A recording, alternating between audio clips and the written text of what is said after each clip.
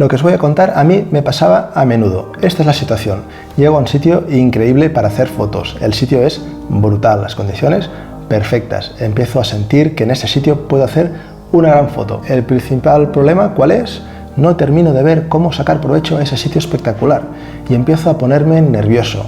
Empiezo a ir atropellado, empiezo a sacar fotos y fotos sin analizar bien el entorno y la insatisfacción aumenta viendo las fotos que voy sacando. No consigo la foto deseada, estoy perdido y bloqueado. ¿Te suena? ¿Te ha pasado? La clave para no perderse, la clave para no bloquearse es tener un método. Pues bien, en el vídeo de hoy quiero compartir con vosotros mi método, el que utilizo siempre que voy a hacer fotos. Tener este método me da seguridad y tranquilidad porque a mí me funciona. Vamos a verlo con un montón de fotografías de ejemplo y mi objetivo es que al final del vídeo tengas las herramientas para conseguir fotos más atractivas y que disfrutes más del proceso. Intro y empezamos.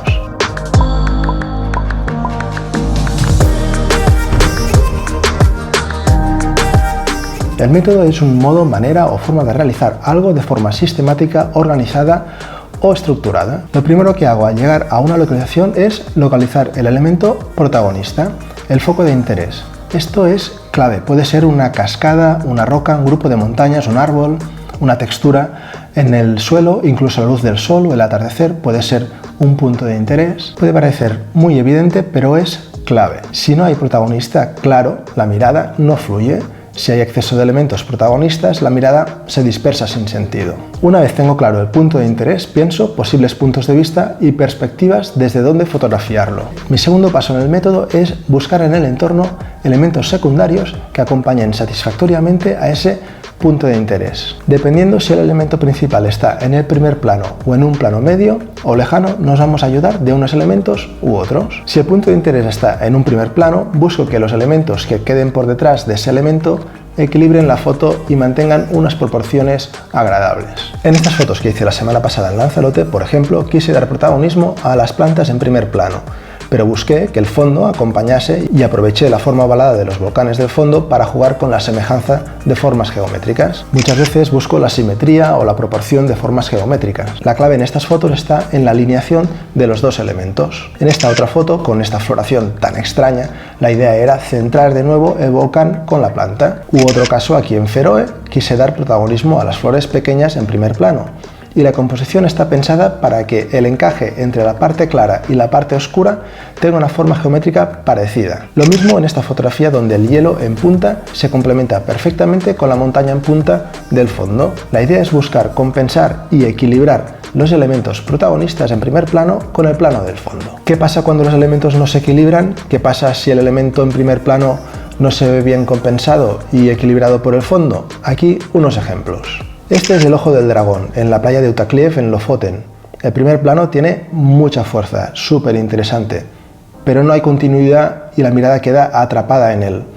No hay elementos que hagan fluir la mirada hacia el fondo. Esto está en Feroe, con unas formaciones rocosas súper curiosas que quise dar todo el protagonismo. Aunque con la edición intenté que la mirada fluyese, intensificando la luz del horizonte, las formas del fondo no acompañan demasiado bien. En cambio, en esta otra fotografía, en la misma zona, el primer plano y el fondo se relacionan de forma más natural. Si en cambio el elemento protagonista está en un plano medio o fondo, busco líneas que guíen el ojo hacia ese punto de interés. Cualquier elemento puede sernos de utilidad para reforzar y destacar en el protagonista de la escena. En esta fotografía, por ejemplo, sabía por dónde saldría el sol y mi intención era fotografiarlo frontalmente, quedando centrado.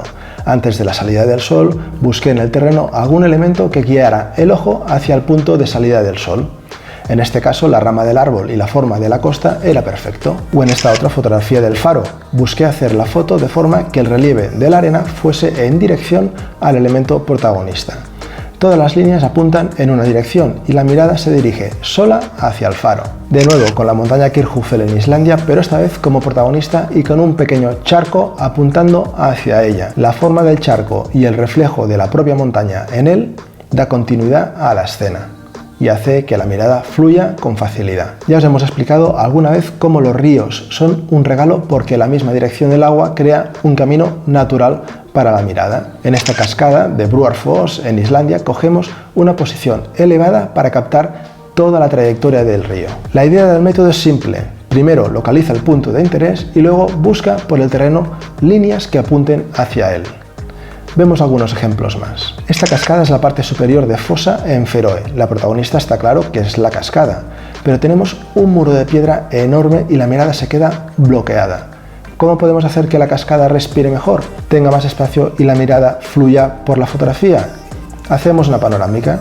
Con ello conseguimos dar más espacio al punto de interés, algo que es muy importante en cualquier fotografía que hagamos, y además las rocas negras forman un camino circular hacia la cascada que se complementa perfectamente con el circo de la roca posterior a la cascada. Las panorámicas nos abren unas posibilidades en composición brutales. Si queréis que hagamos un vídeo hablando de los secretos de composición en panorámicas, dejad el emoticono de un búho. O fijaos en este otro ejemplo que es el sumum de las líneas de expresión.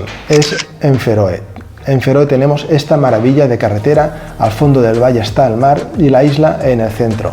La mirada de forma natural sigue la carretera hasta llegar al fondo. O este otro ejemplo en Feroe también, esto es Drangarnir, simplemente espectacular. Aquí el punto de interés está claro que es la formación rocosa, pero hay muchas maneras de aprovecharla. Yendo por el camino que lleva hasta la punta, nos paramos en este punto elevado.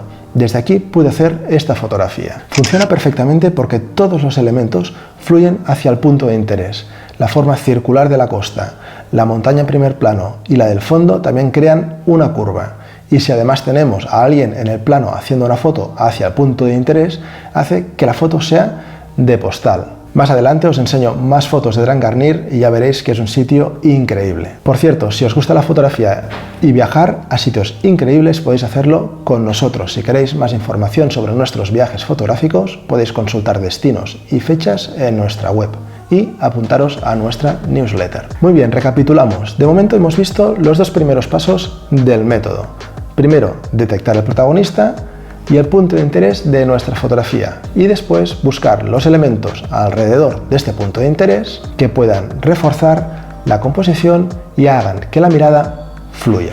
Pero ¿qué pasa si tenemos claro el punto de interés pero no encontramos líneas de expresión u otros elementos que lo refuercen?